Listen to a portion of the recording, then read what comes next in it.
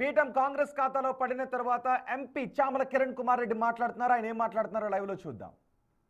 కోరంలో ఉన్నటువంటి 15 మంది సభ్యులు దేనికి లొంగకుండా ఈ రోజు మమ్మల్ని నమ్ముకొని మా చైర్మన్ అభ్యర్థిని గెలిపియడాన్ని నేను వాళ్ళకు ముఖ్యంగా రుణపడున్నా అని చెప్తున్నా. రెండోది, ప్రజాస్వామ్యంలో డబ్బు ఉంది కదా అని విపరీతంగా డబ్బు ఏదో తల్లినంత మాత్రాన ఈ రాజకీయాలు చెల్లవు. పక్కన చేరియాల్లో చేసిర్రు, సక్సెస్ అయినాం కదా అని ఏడబడితే ఆడ చేస్తా అంటే నడవదు. అక్కడ మేము చూడలేదు కాబట్టి నడిచింది. ఆడ కూడా అభ్యర్థి రాకముందే అభ్యర్థికి డబ్బులు ఇచ్చి అభ్యర్థిని కొనే ప్రయత్నం చేసిర్రు. దాని ఆడియోలు కూడా బయటకు వచ్చినాయి. కాబట్టి ముందు జనగామ రాజకీయంలో కాంగ్రెస్ జెండా ఎగరేస్తాం. ఇక నుంచి ఇటువంటి దరిద్ర రాజకీయాలను అరికడతాం. డబ్బులతో డబ్బులున్నాయి కదా అందరినీ అధిగమిస్తాం.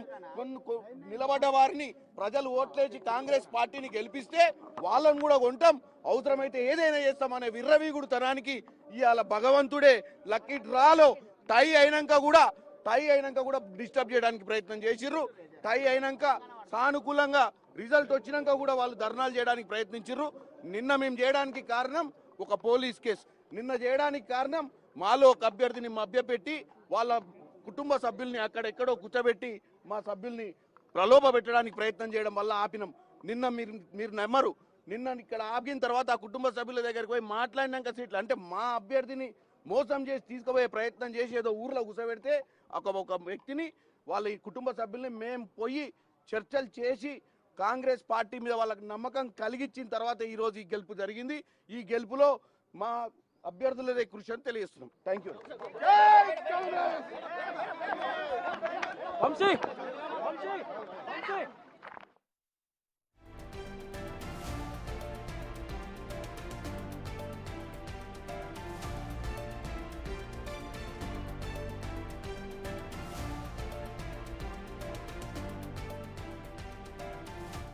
చెప్పండి అసలు ఏం జరిగింది? ముఖ్యంగా జనగామలో 30 వార్డు సభ్యుల ఎన్నిక జరిగింది. రామ్మా ఒకసారి 30 వార్డు సభ్యుల చైర్మన్ క్యాండిడేట్ కూడా ఉంది పక్కన. 30 వార్డు సభ్యుల ఎన్నికలు జరిగినాయి. 30 వార్డు సభ్యుల ఎన్నికలలో కూడా ప్రజలు ఎవరికి వారు ఓట్లేసి 13 మంది కాంగ్రెస్ వైపు, 13 మంది బీఆర్ఎస్ వైపు, 4 ఇండిపెండెంట్లు అనేది మీ అందరికీ తెలిసిన విషయమే. గతంలో ఉన్న విధంగా మీరు ఏదైతే చేరియాల్లో కూడా చూసారు, మా అభ్యర్థుల్ని ఎన్నికల కంటే ముందే కొనేసారు. దాని ఆడియోలు కూడా బయటకు వచ్చినాయి. ఇదే పల్లా రాజేశ్వర రెడ్డి గారు డైరెక్ట్ ఫోన్ చేసి 25 లక్షల రూపాయలు ఆఫర్ చేసిండు 8వ వార్డు అభ్యర్థి.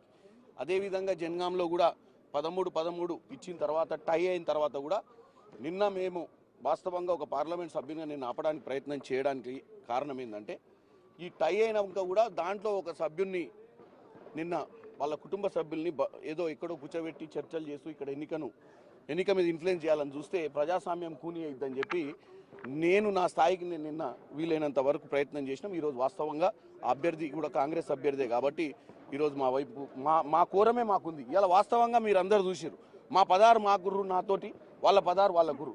ఈ నిర్ణయం ఎవరు తీసుకురు? భగవంతుడు తీసుకురు. భగవంతుడు నిర్ణయం ఇది.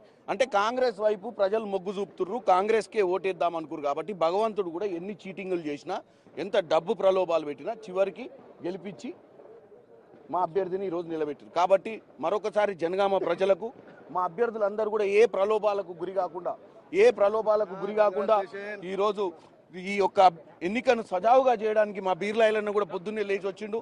అందరూ కూడా ఈరోజు అభ్యర్థులతో మాట్లాడుకున్నాం. ఈరోజు మా ప్రశాంత్ కూడా చాలా కష్టపడ్డాడు చాలా రోజుల నుంచి.